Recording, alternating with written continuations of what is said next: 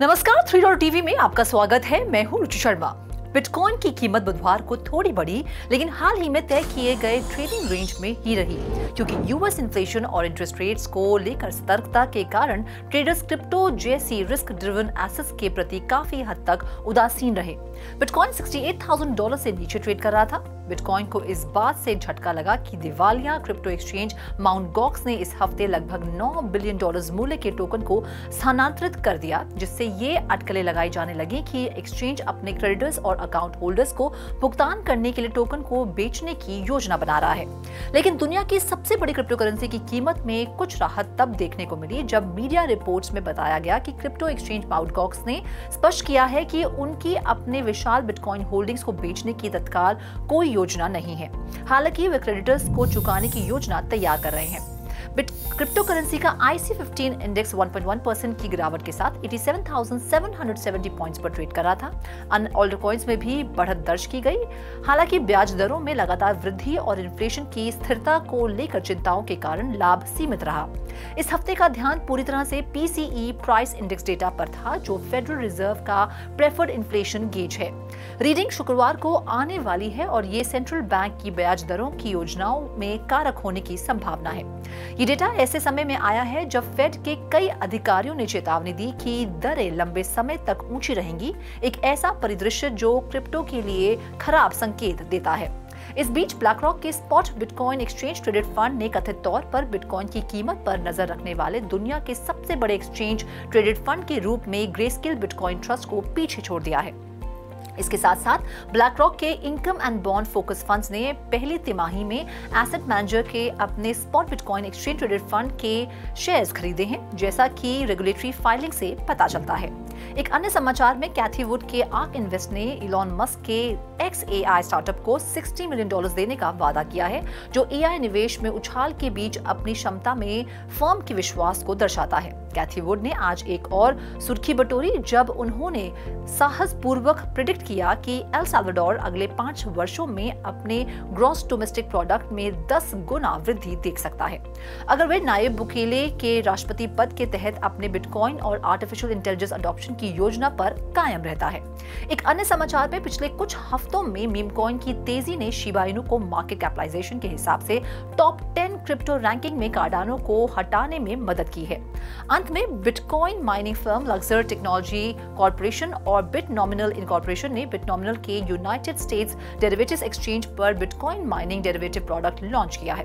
बिटनॉमिनल ने दावा किया कि टिकर HUP के तहत कारोबार करने वाला ये प्रोडक्ट माइनर्स को अपने रेवेन्यू को हेज करने और निवेशकों को बिटकॉइन माइनिंग हैश रेट के बारे में जानकारी प्राप्त करने का एक तरीका प्रदान करता है। बिटकॉइन 1% की गिरावट के साथ $67,840 पर ट्रेड कर रहा था। दूसरी सबसे बड़ी क्रिप्टो इथेरियम 2% के ट्रेड के साथ $3,813 पर कारोबार कर रही थी। BNB 0.5% की गिरावट के साथ $599 पर ट्रेड कर रहा था। कार्डानो का EDA टोकन 1% की बढ़त के साथ $0.46 पर ट्रेड कर रहा था।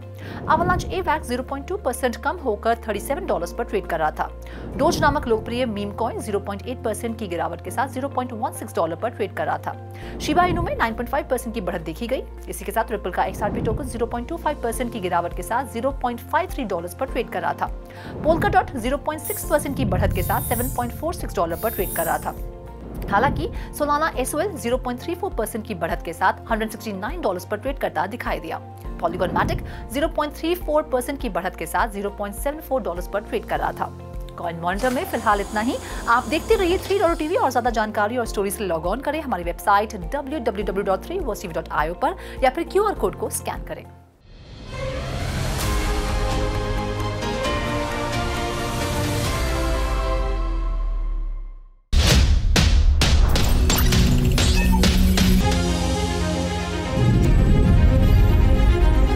With 3 TV, stay connected with the world of blockchain.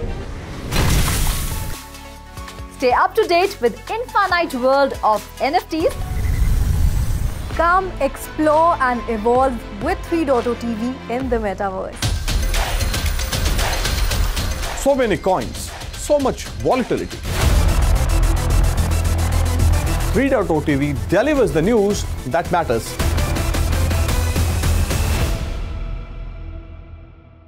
MicroStrategy CEO Michael Saylor celebrated a significant milestone in the Bitcoin ETF arena, stating that 32 Bitcoin ETFs now hold over 1 Nakamoto of Bitcoin in reserve. The growth of Bitcoin ETFs and their accumulated reserves is evident in the US market, with US-based ETFs emerging as the biggest contributors. In the US, Grayscale's GBTC ETF holds the largest share at 289,040 BTC, while BlackRock's iShares Bitcoin Trust has expanded its reserve to 287,168 BTC from 225 BTC at launch. While other significant contributors include Fidelity's Wise Bitcoin ETF with 161,538 BTC and the ARK21 Shares ETF with 48,503 BTC. Internationally, Bitcoin ETPs have collectively garnered 1 million BTC, solidifying Bitcoin's position as a global investment asset. The strong institutional interest could be a bullish signal for the future trajectory of Bitcoin price, as the supply crunch could occur as the BTC exchange reserve plummets to new lows. Dog-themed tokens have seen a surge in value as GameStop stocks surged over 19% in pre-market trading. Floki and Dogwoof had 2 Ethereum and Solana blockchain tokens saw 8% and 8% increases respectively. Dogecoin rose 2% in the past 24 hours, while Solana-based Bonk was up 5.5%. Meme tokens often mirror movements in stocks like GameStop and AMC Entertainment Holdings, leading some investors to perceive these movements as signs of euphoria. Mock token developer Shisui told CoinDesk that much of the GameStop mania had spilled over to Doge and other meme coins in 2021, suggesting a repeat if GME gains favor among retail investors. While tokens like Doge and Floki had earlier jumped up to 30% in May following a viral post by retail trader Keith Gill, who turned $58,000 into an estimated $50 million between 2019 and 2021 by buying GameStop options. Solana has been trading at the lower boundary of its ascending channel since the beginning of the month, with a decline towards the support line beginning on May 20. The altcoin's value rose to $184 on May 20 following selling activities. However, Sol has witnessed a decline in open positions in the futures market since May 20, with a 4% decrease over the past 7 days. This decline may indicate that market participants are increasingly exiting trading positions without opening new ones. Experts predict that if Sol breaches the $163 support, its price could further drop to $157.99.